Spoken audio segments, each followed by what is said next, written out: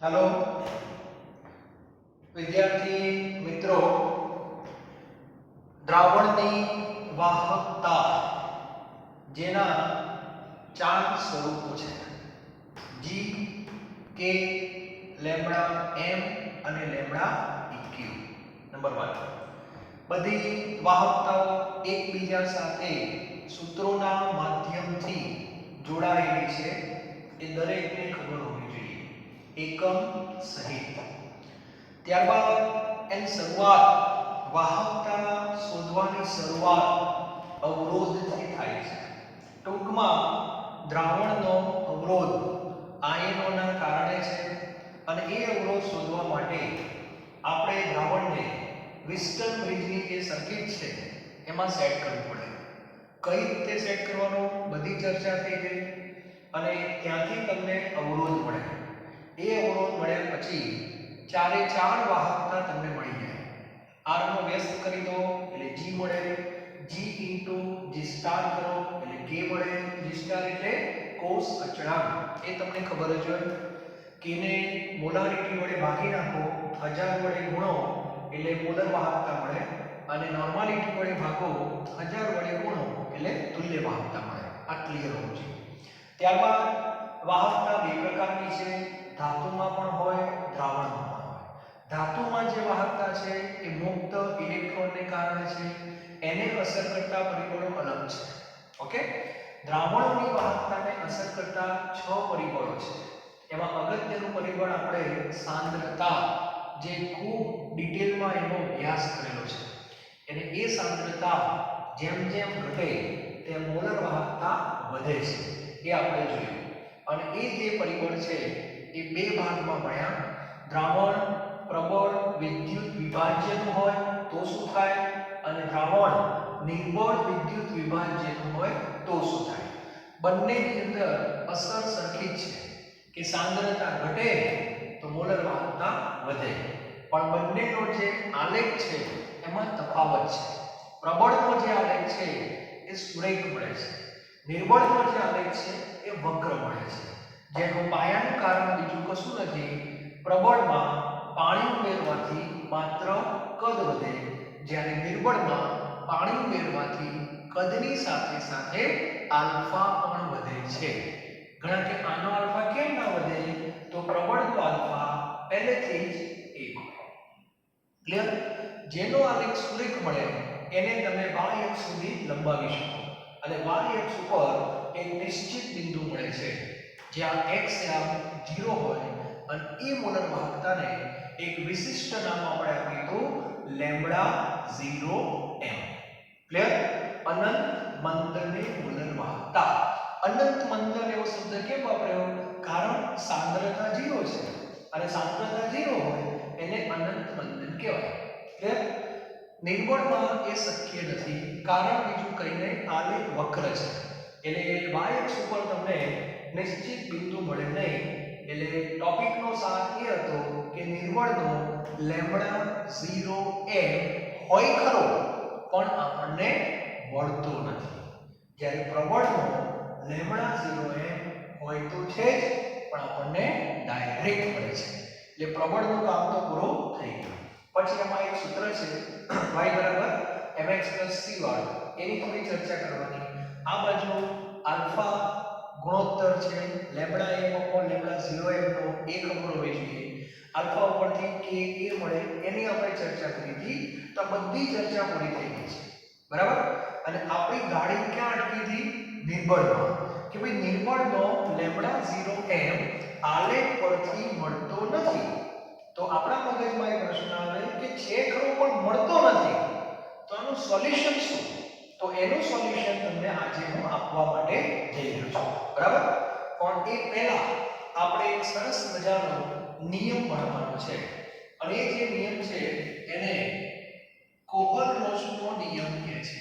ત્યારે જો કોહલ-રોશ નો આયનોના સ્વતંત્ર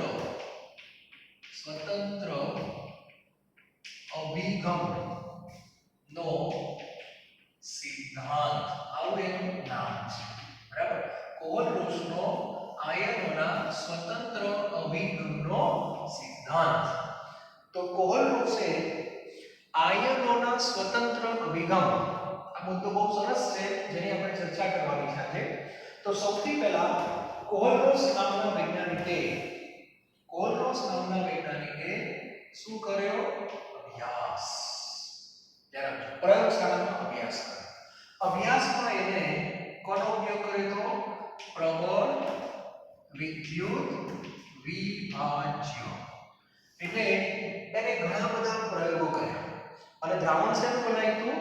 પ્રબળ વિદ્યુત વિભાજ્ય.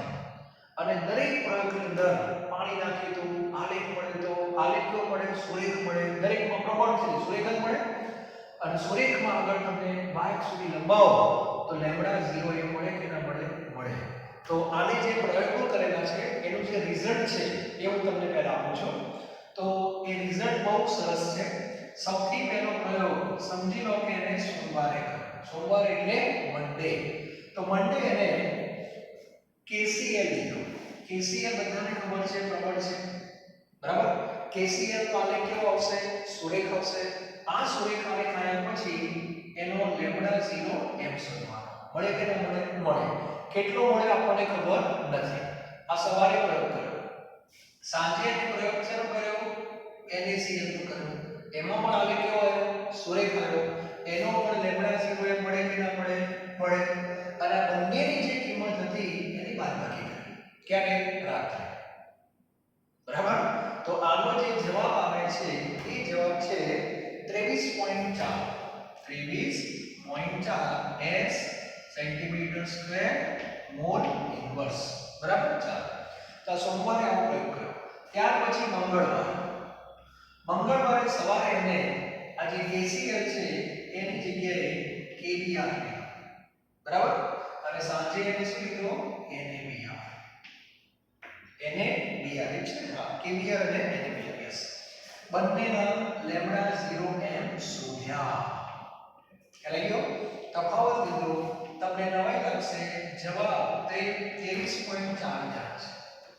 ત્યાર પછી બુધવારે એને સવારે KI લઈને પ્રયોગ કર્યો અને સાંજે એને I લઈને પ્રયોગ કર્યો. લેમ્બડા 0 એમ. જવાબ 23.4 જાય છે. એટલે એને થોડી નવાઈ તો લાગી. કારણ શું? દરેક દિવસે આ જે વિદ્યુત વિભાજ્ય છે તો અલગ અલગ જ છે, પણ એનો જે તફાવત લીધો તો જવાબ સરખો આવે છે. ત્યાર પછી થર્સડે. ગુરુવારે એને NaBr લીધો અને NaCl લીધો.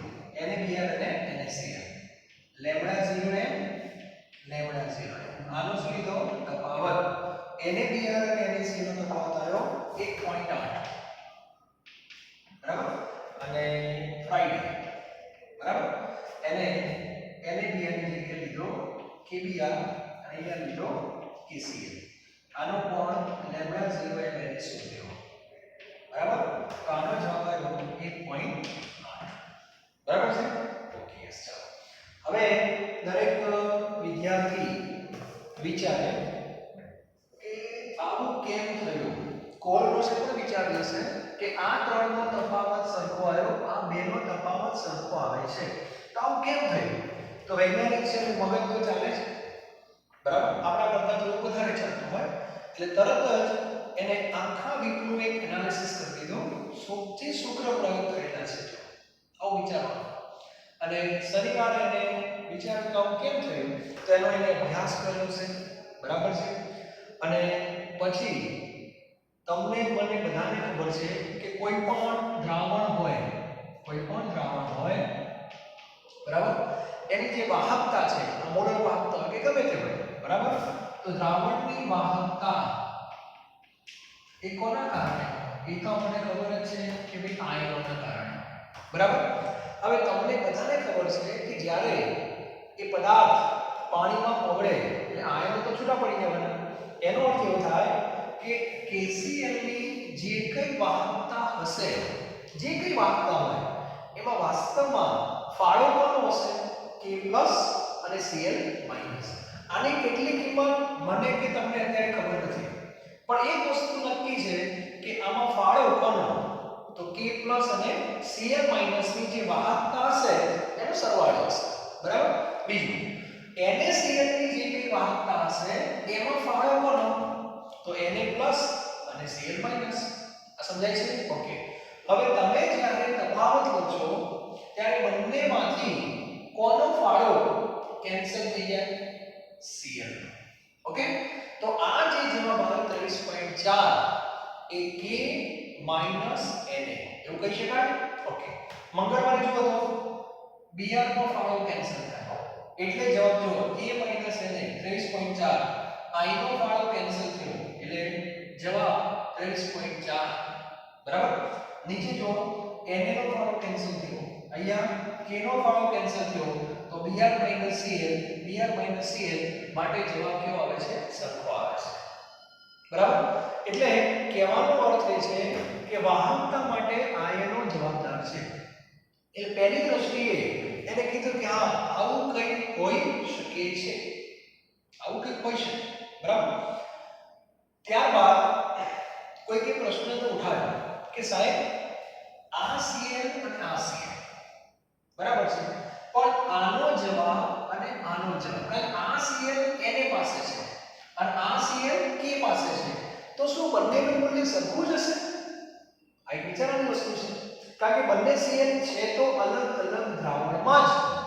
તો હું તમને એકદમ બોટમથી સમજાવવાનો પ્રયત્ન કરું છું. યાદ રાખજો કે આ બંને મૂલ્ય જવાબ આવ્યો સરખો જ આવ્યો એનું સીધું કારણ એ છે કે આ Cl અને આ Cl, આ Br અને આ Br, આ I અને આ I નું મૂલ્ય સરખું જ હોય. અને આવું આપણે એટલા માટે કહી શકીએ કે પ્રયોગમાં રિઝલ્ટ એવા મળેલા છે. હવે એના ઉપરથી કારણ આપણે આવું કાઢીએ. યાદ રાખજો હું અત્યારે આ પેલી વાત કરું છું KCl અને NaCl એકદમ ડિટેલમાં સમજાવી દઉં એટલે ખ્યાલ આવી જાય. આ બીકરમાં KCl સોલિડ છે અને આ બીકરમાં NaCl સોલિડ છે. અત્યારે બંને પદાર્થો બંને ક્ષાર ડબ્બામાં છે, પાત્રમાં છે. કઈ અવસ્થામાં? Solid. K+ Cl- Na Cl-. આ Cl- K+ ના કંટ્રોલમાં છે, K+ Cl ના કંટ્રોલમાં છે, આ Cl- Na ના કંટ્રોલમાં છે. કંટ્રોલ એટલે આકર્ષણ બળ. કયું આકર્ષણ બળ? આયનીય. મને જવાબ આપો જ્યારે ક્ષાર સોલિડ અવસ્થામાં હોય, ઘન અવસ્થામાં હોય ત્યારે આયનો ફ્રી નથી, મુક્ત નથી, સ્થિર છે. એનો અર્થ કે આકર્ષણ બળ એકદમ પ્રબળ છે અને બંને આયનોનો એકબીજા ઉપર કંટ્રોલ છે, આવું કહી શકાય. જેમ પપ્પા ઘરે હોય, ઘરે તો મમ્મીનો કંટ્રોલ સૌથી વધારે હોય. કેમ? મમ્મી બાજુમાં છે, પૂછી લેજો, બરાબર. અને પપ્પા ઘરેથી દૂર જાય એટલે કંટ્રોલ થોડો ઓછો થાય, એના જેવી વાત છે, બરાબર. તો ધ્યાન આપજો. હવે આપણે શું કરવા જઈ રહ્યા છીએ તમે સમજી શકો છો. હવે આ બીકર છે, આ બીકરમાં મેં શરૂઆતમાં આટલું પાણી લીધું. ચલો હવે અહીંથી મેં KCl નાખ્યો એટલે K+ અને Cl. ધ્યાન આપજો સોલિડ અવસ્થામાં Cl- ઉપર K+ નો પ્રભાવ અને આના ઉપર NO+ બંને પ્રભાવ અલગ અલગ હશે સોલિડમાં. પછી તમે એને પાણીમાં નાખશો Na+ અને Cl એટલે ધીરે ધીરે આયનો એકબીજાથી દૂર જતા છે. હા કંટ્રોલ તો હોય, કંટ્રોલની જે માત્રા છે બદલાય, સમજાય છે? અહીંયા જે માત્રા હતી એના કરતાં અહીંયા ઓછી હોય તો Cl- નો ઉપર આનો અત્યારે Cl- ને પકડ લો છો. Cl- ઉપર આમાં K+ નો કંટ્રોલ હોય અને આ Cl ઉપર Na+ નો સરખો ના હોય. એટલે અત્યારે બંને આયનો જ્યારે ફરતા હોય ત્યારે બેવની ઝડપ અલગ અલગ હોય. આ શરૂઆત છે. હવે ધ્યાન રાખજો જેમ જેમ તમે પાણી નાખો, ધ્યાન આપજો બહુ મસ્ત ટોપિક છે. જેમ જેમ તમે પાણી નાખશો એમ કદ વધતું જશે. કદ વધતું જાય એટલે આયનો વચ્ચેનું અંતર વધતું જાય અને આયનો વચ્ચેનું અંતર વધતું જાય એનો સીધો અર્થ એવો થાય કે કંટ્રોલ ઘટતો જાય, બરાબર. હવે તમે કલ્પના કરો જેમ જેમ પાણી આમાં આવતું જશે એમ આયનો એકબીજાથી કેવા થતા જાય? સ્વતંત્ર. એકબીજાથી સ્વતંત્ર થાય એનો અર્થ એવો થાય કે કઈ ઘટના અનંત મંદનની જ્યારે ઘટના હોય છે ત્યારે આ K+ અને આ Cl- એકબીજાથી સ્વતંત્ર થઈ ગયા હોય Cl- ભૂલી જાય કોણ K+, K+ ભૂલી જાય કોણ Cl-, ક્યારે અનંત મંદન એ પહેલા નહીં અહીંયા પણ એક વસ્તુ થવાનું તો કહેવાનો મારો આશય એટલો જ છે આપણે જે આ તફાવત લીધો છે એ કઈ ઘટનાએ લીધો અનંત મંદન તો અનંત મંદને આ Cl ની વાહકતા અને આ Cl ની વાહકતા સરખી લો એ આ બાજુમાં કોણ છે એનું કોઈ મહત્વ રહેતું નથી એ બધું ક્યારે હોય સોલિડ હોય ત્યારે અનંત મંદન પહેલા જે રીતે કોઈ વિદ્યાર્થી ઘરે ભણતો ઇન ધ સેન્સ સ્કૂલે આવે ઘરે જાય એ રીતે તો એના પેરેન્ટ્સનો એના ઉપર કંટ્રોલ હોય સારો કંટ્રોલ હોય તમે સમજી શકો છો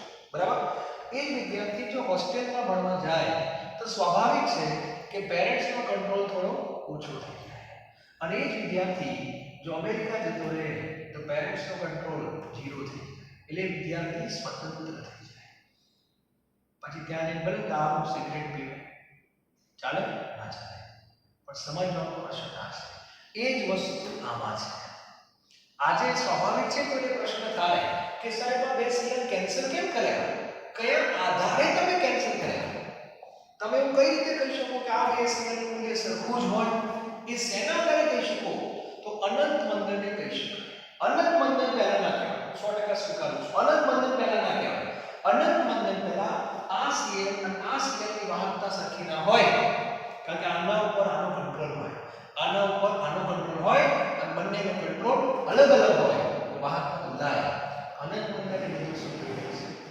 એટલે અનંત મંદને આ K+ ને આની સાથે કોઈ સંબંધ નથી આની સાથે કોઈ સંબંધ જ નથી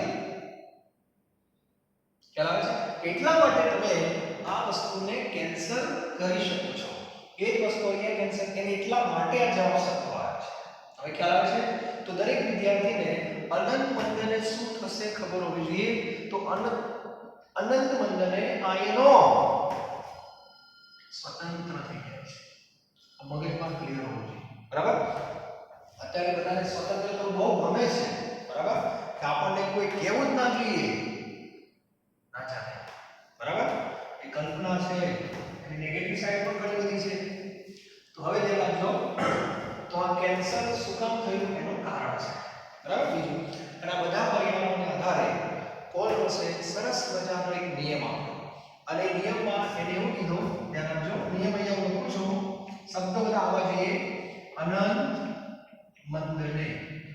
મંદને વિદ્યુત વિભાજ્ય અનંત મંદને વિદ્યુત વિભાજ્યની મોલર વાહકતા અનંત મંદને વિદ્યુત વિભાજ્યની મોલર વાહકતા એ તેમાં રહેલ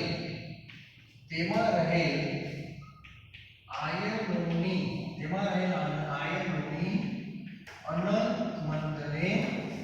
અનંત મંદને મોલર વાહકતા λ0m ના સરવાળા બરાબર હોય છે આવો એનો સરસ મજાનો નિયમ છે બરાબર તો દરેક વિદ્યાર્થી પહેલા એક કામ કરો આ ટાઇટલ લખો કોહલ-રોસનો આયનોના સ્વતંત્ર અભિગમનો સિદ્ધાંત એવું ટાઇટલ લખો બરાબર હવે બોલીએ પ્રમાણે લખો કોહલ-રોસે પ્રબળ વિદ્યુત વિભાજ્ય દરેક વિદ્યાર્થી લખો કોહલ-રોસે પ્રબળ વિદ્યુત વિભાજ્યના દ્રાવણોનો ઉપયોગ કરી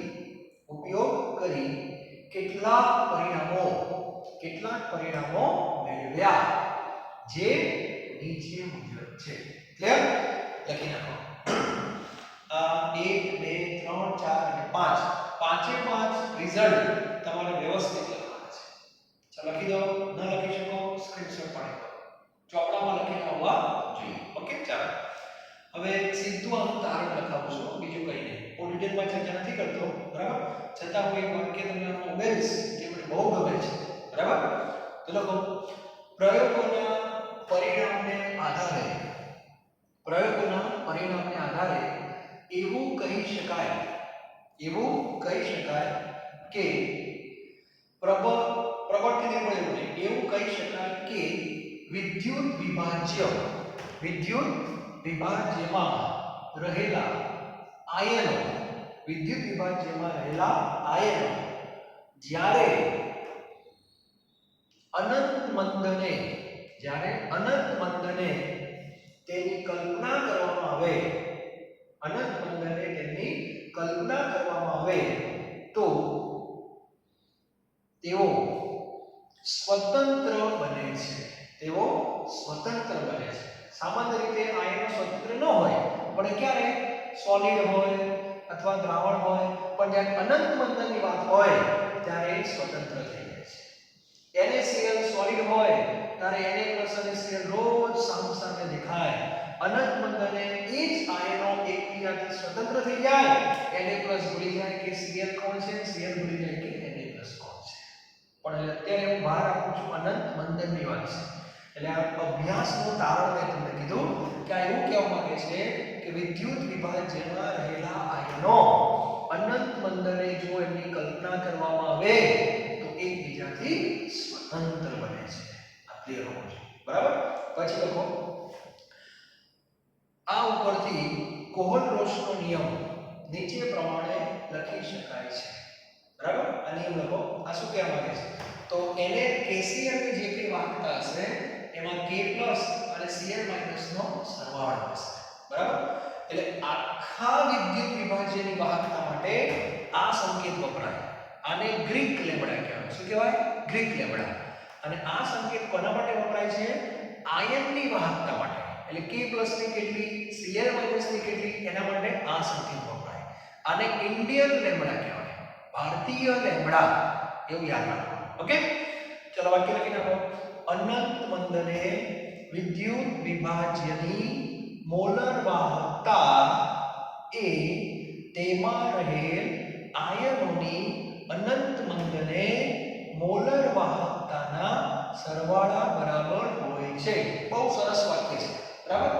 અને આ વાક્ય ઉપરથી આપણે કોઈ પણ વિદ્યુત વિભાજ્ય ની મોલર વાહકતા આ રીતે લખી શકાય, બરાબર. એટલે કે લખતા રહેજો, એટલે કે λ0m NaCl, બરાબર. અને 0 લખો એટલે અનંત મંદને NaCl ની જે વાહકતા છે એ સરવાળા બરાબર હોય λ0m Na+ અને λ0m Cl-. આ રીતે. એટલે આ Na+ ની વાહકતા, આ Cl અને આ બેનો સરવાળો. આ કોના માટે? NaCl માટે. પરીક્ષામાં આવા પૂછાય છે પ્રશ્નો.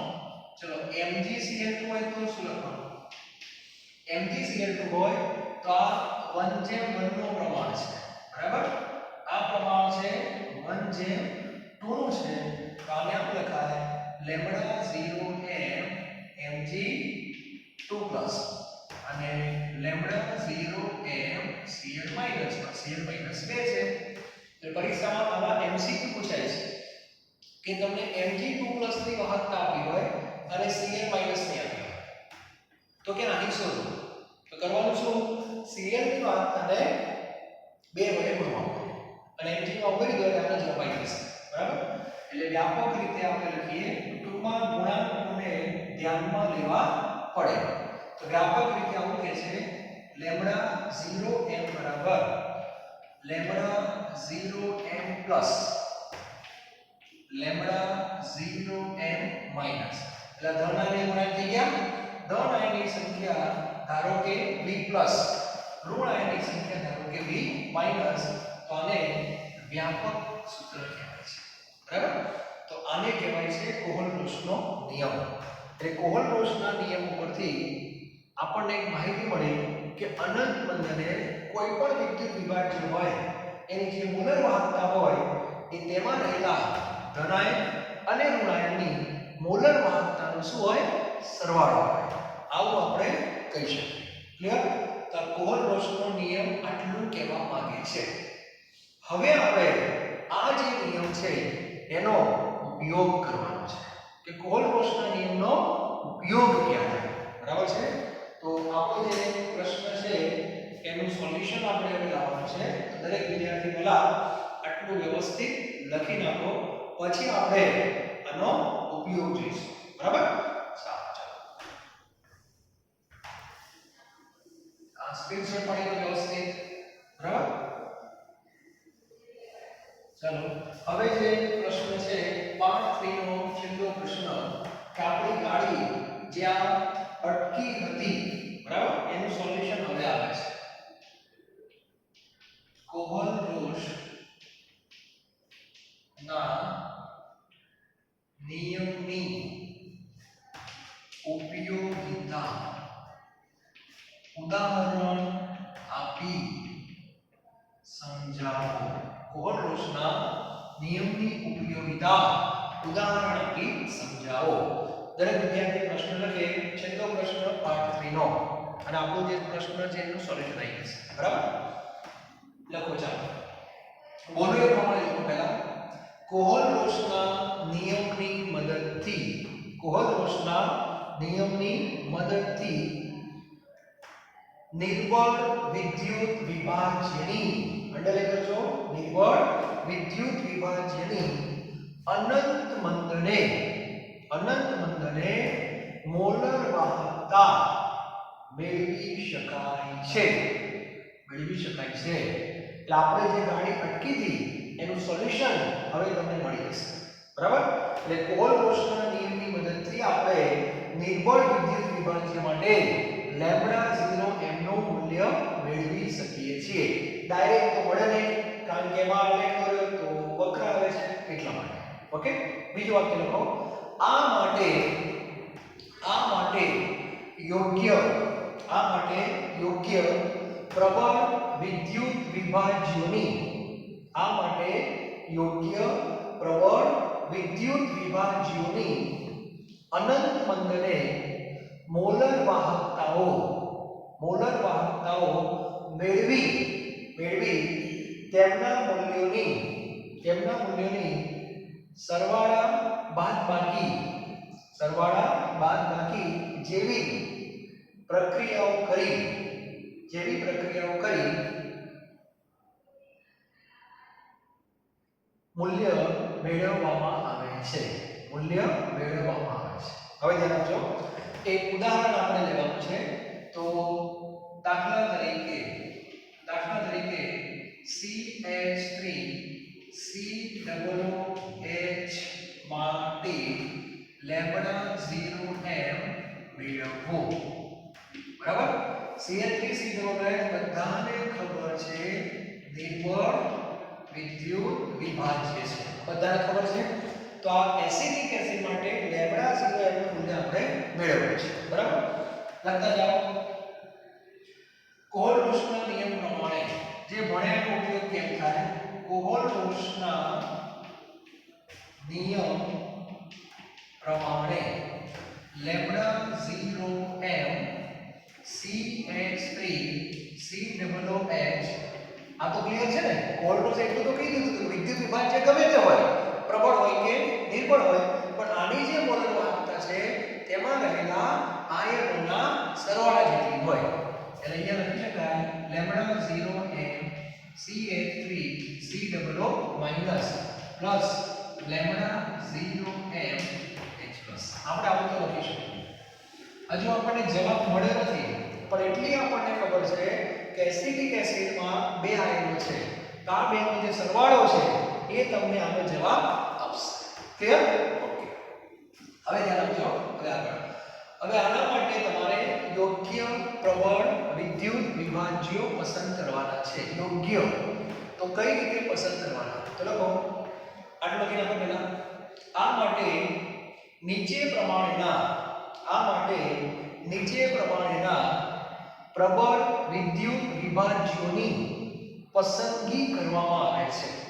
આ માટે નીચે પ્રમાણેના વિદ્યુત વિભાજ્યોની પસંદગી કરવામાં આવે છે. નંબર 1 જો યોગ્ય રહેવાના. તો કેમિસ્ટ્રી લેબમાંથી એવો પ્રબળ વિદ્યુત વિભાજ્ય શોધો કે જેમાં Cl3COO માઈનસ આયન હોવો જોઈએ.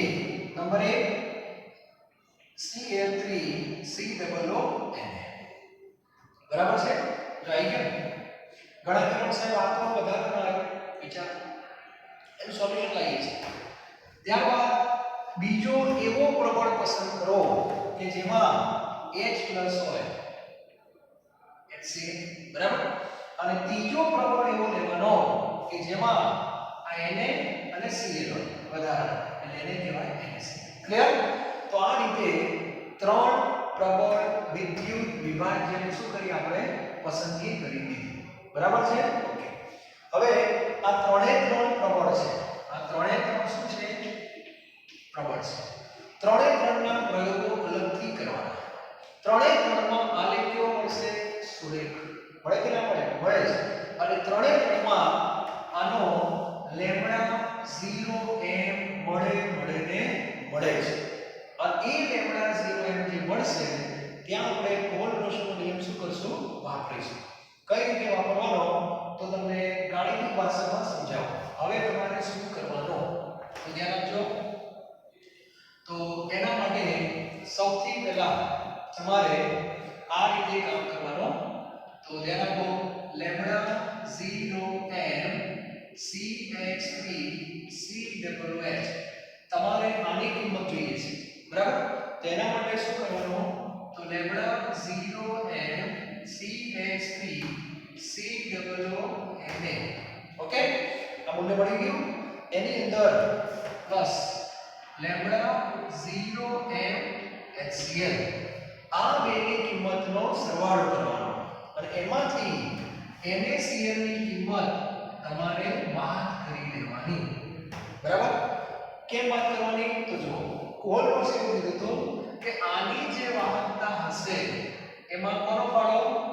Lambda 0m CH3COO minus plus lambda 0m Na બરાબર plus lambda 0m H plus lambda 0m Cl minus lambda 0m Na minus lambda 0m Cl હવે અનંત મંદને તમને ખબર છે આ કિંમત અને આ કિંમત બંને કેવી હોય?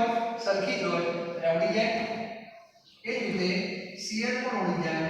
તો સરવાળે થવાનું શું કે તમારે આ કિંમત અને આ કિંમત આ બે બાકી રહે અને કિંમતો તો કોની થઈ ગઈ? CH3COO માઈનસ અને લેમ્બડા 0m પ્લસ. જવાબ અહીં જો કરવાનું કાઈ નથી. તમારી પાસે ત્રણ કિંમતો આપશે. આ તો ખાલી છૂટું પાડ્યું આપણે. તમારે તો પ્રેક્ટિકલમાં શું કરવાનું? ત્રણ પ્રયોગ કરવાના. ત્રણે ત્રણની અંદર આલેખ કેવો આવશે? સુરેખ. ત્રણેયમાં આની કિંમત આવી જવાની. ત્રણ કિંમતો આવશે. ધારો કે આની કિંમત આવી 500, આની કિંમત આવી 200, આની કિંમત આવી 300. તો તમારે શું કરવાનું? 500 + 200 700. 700 માંથી 300 ગયા એટલે 400. 400 જે કિંમત આવી એસિડિક એસિડની આવી. ખ્યાલ આવી ગયો? તો આ રીતે કામ થઈ શકે. એટલે કશું કરવાનું નથી. બહુ સરસ થિયરી છે, ઇન્ટરેસ્ટિંગ ટોપિક છે, બધાને બહુ મજા આવે છે. આના દાખલા કરવાની પણ બહુ મજા આવે. 3 માંથી 2 નો સરવાળો કરવાનો, 1 ની બાદબાકી કરવાની. પણ કોનો સરવાળો કરવાનો, કોની બાદબાકી કરવાની એ આપણી જરૂરિયાત પ્રમાણે છે. દાખલા તરીકે હું તમને એમ કહું NH4OH ચલો મારે આ નીકળ છે. આની મારે વાહકતા શોધવી છે અનંત મંદને. મને ડાયરેક્ટ ના મળે. ઓકે? તો એના માટે મારે શું કરવાનું તો NH4+ હોય એવો પ્રબળ કયો? NH4Cl. OH હોય એવો પ્રબળ કયો? NaOH. અને વધારાનો કયો? NaCl. આપણા બે આવી ગયા. વધારાના જે બે હતા એને કાઢવા માટે NaCl નાખી દેવાનો. આ બેનો સરવાળો એમાંથી આ બાદ કરો એટલે જવાબ આવી ગયો. કહેવાનો અર્થ એ છે આ રીતે કામ કરવાનું. હવે એસિડિક એસિડની જે મોલર વાહકતા આપણે શોધવાની હતી તમે ખાલી વિચાર કરો, એમાં આપણે એસિટિક એસિડનો ક્યાંય ઉપયોગ જ કર્યો નથી. એવું કહેવાય ને કે આપણે 3 પ્રયોગ કર્યા, ખાલી કોને કર્યા? આ 3 ને કર્યા. અને એમના બેના સરવાળાને એની બાદબાકી કરી, તો જે જવાબ આવ્યો કોનો આવ્યો? એસિટિક એસિડનો આવ્યો. બરાબર? આ કોના જેવી વાત છે કે વરરાજાની જાન જતી હોય, એમાં વરરાજા જ ના હોય. વરરાજા વગરની જાન. કલ્પના કરો, વરરાજા છે જ નહીં, ખાલી જાનૈયાઓ. જાનૈયાઓ કોણ? 3. આ જાનૈયાઓ ત્યાં જાય, બધી વિધિ થાય, જે ગણો એ, અને જાનૈયાઓ પાછા આવે. પાછા આવે ત્યારે જે કન્યા છે, કન્યા, એ કન્યા કોની હોય? ઘરે બેઠેલા વરરાજાની હોય. વરરાજા કોણ? ખ્યાલ આવે છે? આવી થોડી ચર્ચા છે. તો અહીંયા આપણો પાર્ટ 3 પૂરો થાય છે. એ બહુ સરસ છે. એટલે પાર્ટ 3 ની અંદર જે છેલ્લે આપણો પોઈન્ટ હતો કે નિર્બળનું શું થશે, કશું ના થાય, આ થઈ ગયું સોલ્યુશન. ટૂંકમાં આખા ટોપિકનો સાર તમને કહી દઉં કે લેમ્ડા 0m પ્રબળ અને નિર્બળ બંનેના મળે. પ્રબળના ડાયરેક્ટ મળે, નિર્બળના ઇનડાયરેક્ટ મળે. ઇનડાયરેક્ટ એટલે કોહલરોસના નિયમની મદદથી, પણ મળે તો ખરા જ. થોડી મહેનત વધારે કરવી પડે. બરાબર? તો આના પ્રશ્નો એમસીક્યુ બધું આવતું હોય છે, એની ચર્ચા આપણે નેક્સ્ટ લેક્ચરમાં કરશું. Okay, thank you very very much.